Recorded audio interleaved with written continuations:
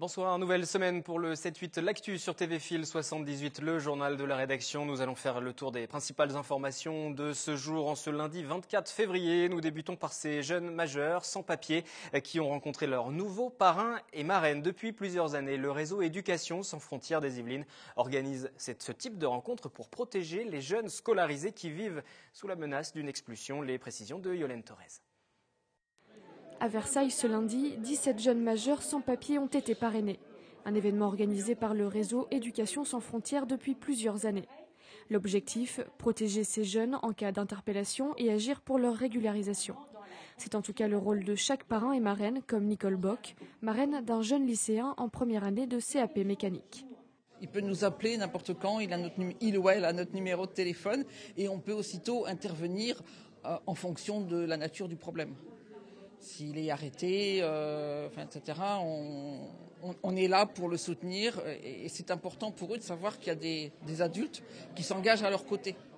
Lorsqu'ils étaient mineurs, la moitié de ces jeunes étaient pris en charge par l'aide sociale à l'enfance, mais une fois majeurs, ils n'en bénéficient plus et se retrouvent confrontés à des difficultés. Chaque jeune a 2 parrains, un citoyen qui le suit et un élu pour un rôle plus symbolique. Ils font le marché pour pouvoir m'aider, pour pouvoir continuer mes études. Une dizaine d'autres majeurs seront parrainés d'ici quelques jours. Quelle stratégie pour le MoDem lors de ces élections municipales dans le département des Yvelines? La formation centriste fondée par François Bayrou se divise en fonction des villes entre alliance avec l'UMP et alliance avec le PS. Le MoDem qui, toujours dans le département, va aussi changer de président. Bruno Tabary, en poste depuis 2011, a décidé de passer la main. Le porte-parole de la formation, vice-président aussi, assure l'intérim. Il ne cache pas ses ambitions. Je reçois Bruno Millienne. Bonsoir à vous. Bonsoir, Wilfried. Bienvenue sur ce plateau. Expliquez-nous tout d'abord la raison de ce changement de présidence déjà. La raison pour laquelle Bruno Tabary a décidé de vous demander d'assurer un petit peu l'intérim. Je précise que Bruno Tabary est aussi candidat à plaisir, lui, sur une liste socialiste. On aura l'occasion d'en reparler. Voilà, donc Bruno m'a demandé d'assurer l'intérim puisque les élections auront lieu au mois de juin. Parce que d'abord, il est très occupé par sa campagne. Donc les élections internes au MoDem. Oui, les élections internes au bureau du 78. Donc Bruno, lui, est très occupé par sa campagne, vous en doutez. Plaisir, c'est une grosse ville. Moi, je suis pas dans le même cas. Je suis dans un tout petit village, donc j'ai un petit peu plus de temps. Et comme j'ai plus de temps, j'ai essayé de me mettre un petit peu au service de tous nos candidats qui sont sur différentes listes. Il y a quand même 87 candidats MoDem, même s'il n'y a pas de tête de liste. Ça fait beaucoup quand même pour le département. Avec des fortunes diverses. Souvent, ça se passe très très bien. Et voilà, donc j'ai proposé effectivement à Bruno, quand il m'en a parlé, d'assurer l'intérim sans aucun souci pour aider les gens. Ça ne traduit pas un malaise au sein du MoDem, avec quelquefois des alliances sur certaines listes avec le PS, quelquefois avec l'UMP également? Je savais que vous alliez me dire forcément ça. vous posez cette question. Ça se traduit au national, ça se traduit aussi au niveau départemental. Le national, bon, vous le savez, en ce moment, il y a l'histoire marseillaise, donc ça, c'est un petit peu plus important, mais nous, il n'y a pas vraiment de problème. Le MoDem qui soutient la candidature plutôt socialiste. Voilà. Il n'y a pas vraiment de problème sur les Yvelines. Si vous regardez bien, allez, à plus de 85-88%, les alliances, elles se font soit avec l'UMP, soit avec l'UDI, soit avec les deux. Donc, de ce côté-là, il n'y a pas vraiment de souci. Après, on peut citer quelques cas, tout de même. À Morpa, par exemple, c'est une liste divers gauche sur laquelle, on trouve un candidat du MoDem. Sur la ville de Plaisir, Bruno Tabary, qui donc est encore le président jusqu'au mois de juin. Enfin, en tout cas, vous assurez l'intérim, mais il est candidat sur une liste socialiste face à une liste UMP-UDI. Alors, je vais vous expliquer. Il y a quelques cas. Je vais vous expliquer ça très calmement. Vous savez qu'il y a un travail municipal qui a été fait. On est en fin de mandature. Il y a donc déjà 6 années qui se sont écoulées. Il y a des liens qui se sont tissés. Il y a des projets en commun qui se sont faits sur certaines villes. Et il y a des alliances et des amitiés. C'est des histoires d'hommes aussi, c'est ce qu'on disait déjà la dernière fois, qui se sont tissés sur certaines villes. C'est le cas à Plaisir, c'est le cas à Villepreux aussi, par exemple, ou à Maurepas. Et ces gens-là vont sur un projet qui leur paraît cohérent. Moi, là-dessus, j'ai pas grand-chose à dire. Si le projet leur paraît plus cohérent que chez le copain, je pense qu'aujourd'hui, la politique politicienne et la politique de parti à assumer absolument les décisions qui sont prises par le national, ils sont pas sur le terrain avec nous et avec les habitants des Yvelines. Donc, on fait là où on pense être le mieux, le plus à même d'apporter ce qu'il faut aux habitants des différentes communes. Voilà. L'an dernier, il y a eu la création de l'Alliance qui regroupait justement le MoDem et l'UDI. Le but, c'était de marcher main dans la main et aujourd'hui, c'est pas le cas. Oui, mais vous regardez bien sur les Yvelines, c'est le cas de toute façon. Quand je vous dis 88% après, les Plaisirs, Maurepas, Villepreux, ces exemples-là sont des exemples de travail collaboratif qui a été fait avec ces élus-là déjà depuis très longtemps pour le bien des habitants. Donc ça n'a pas posé de problème particulier. Voilà. Après, le reste, on est vraiment dans des alliances UMP-UDI. Vous le savez, Guyancourt, on est en alliance avec l'UMP. Vous savez aussi qu'à Montigny-le-Bretonneux, on va soutenir la liste de Michel Laugier. Donc... Alors justement, peut-être une précision, parce que vous parlez de Montigny-le-Bretonneux. Récemment, dans la presse locale, on pouvait lire qu'il y avait un candidat du MoDem qui ralliait la liste menée par la gauche, personnel. par le PS. Ça se fait à titre personnel. C'est à titre personnel. Alors ce candidat, on peut le citer, il n'y a pas de souci, j'ai pas de souci avec lui, Jean-Marc Coursin. Jean-Marc, on a beaucoup discuté ensemble, on aurait, nous, aimé au bureau qu'il rejoigne la liste de Michel Laugier. Il n'avait pas envie de le faire, ils n'avaient pas réussi à se mettre d'accord tous les deux, il a préféré aller ailleurs. Il n'y a aucun souci, c'est son choix, je ne vais pas critiquer les choix des candidats qu'on a, c'est leur responsabilité, mais il était bien entendu, il était d'accord avec ça, qu'il y allait en son nom personnel. Mais il n'est pas exclu du MoDem pour autant. Pour autant, du tout.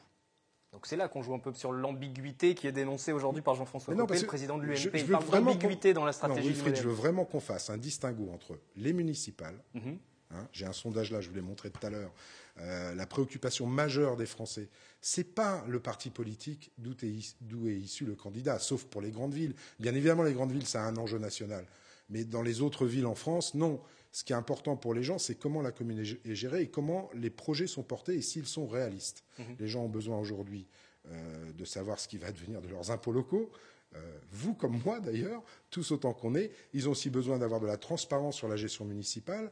Et voilà, tout ça, ça importe aux gens. Et les projets que les candidats vont présenter ou que les listes vont présenter, il faut qu'ils soient réalistes. Et je pense que les gens ont aussi besoin d'un petit peu de démocratie participative, j'aime pas beaucoup le terme, mais en tout cas d'être plus impliqué dans la politique locale, qu'il y ait plus de société civile. C'est un peu ce qu'on fait.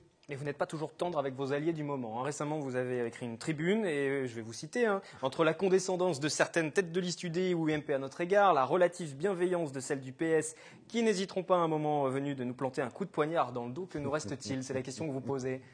Eh bien, il nous reste notre foi et notre volonté de nous mettre au service du citoyen. C'est-à-dire que vous êtes lucide sur les alliances que vous menez avec ces formations politiques, que ce soit à gauche ou à droite Dans certains endroits, on va voir. Nous, l'important aujourd'hui, en tout cas, je vous le dis pour moi, l'important, c'est vraiment qu'on ait un maximum d'élus. Il faut vraiment qu'on ait un maximum d'élus pour travailler sérieusement au service du citoyen.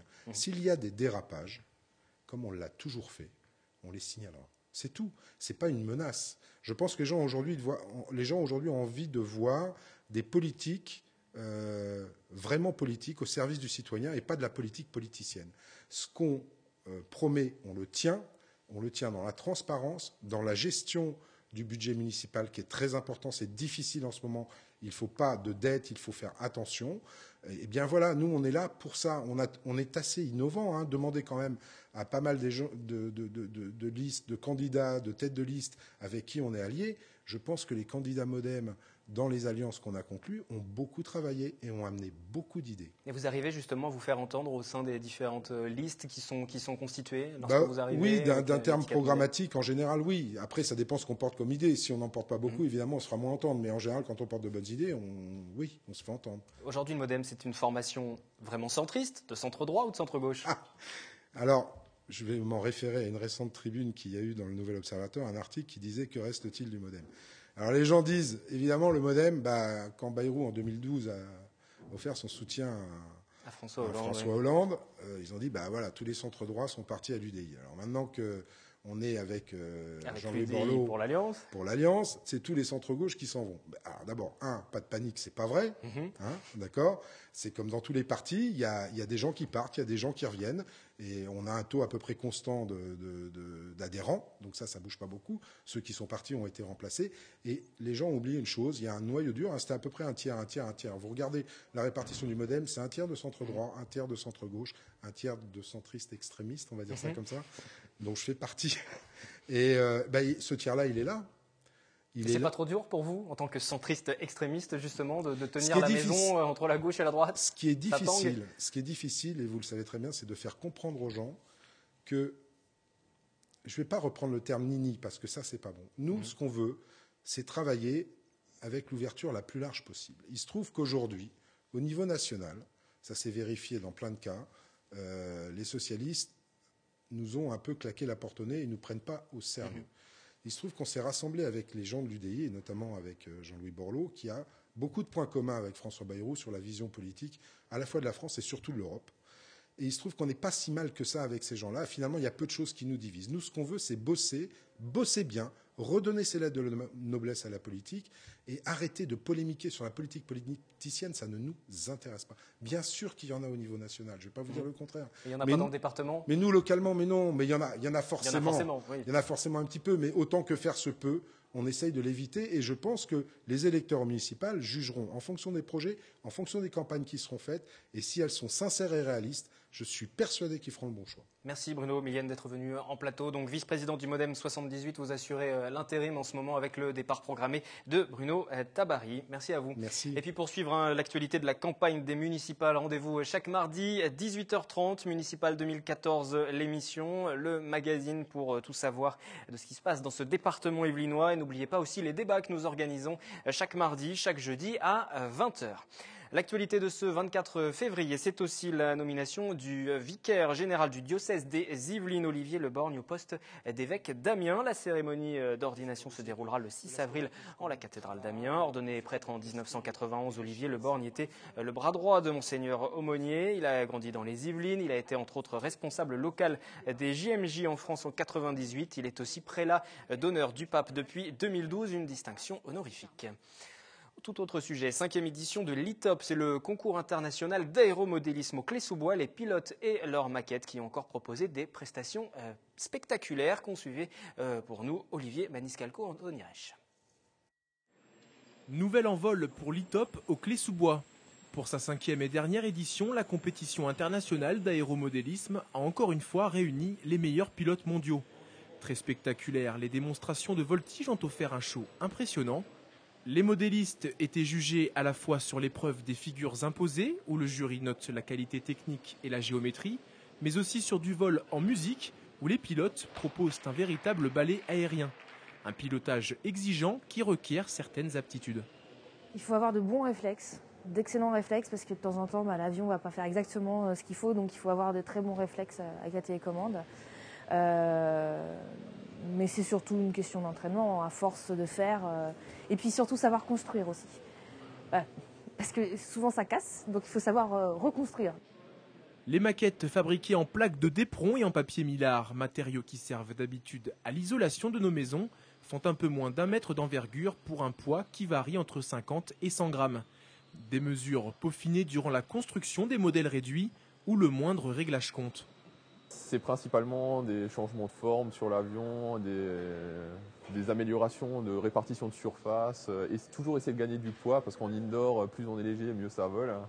Moi, mon avion, on va dire, sur le panel ici est assez lourd, il fait 80 grammes, mais il est aussi relativement grand. C'est un des plus grands du circuit. 65 participants représentant 15 nationalités différentes concouraient lors de cette ITOP 2014. 6 Français ont terminé dans le top 10. Un dernier mot de sport avec du basket, le match de la dernière chance pour les féminines de l'entente Le Chesnay-Versailles. Elles se sont imposées face à Rennes samedi soir et restent donc encore en course pour ce maintien en National 1. Quelques frayeurs cependant avec une avance de seulement 3 points à la pause et de 2 points à quelques minutes de la fin. Score final 71-64, elle reste donc 11e au général. C'est la première victoire de ces féminines de l'entente Le Chesnay-Versailles depuis 4 mois.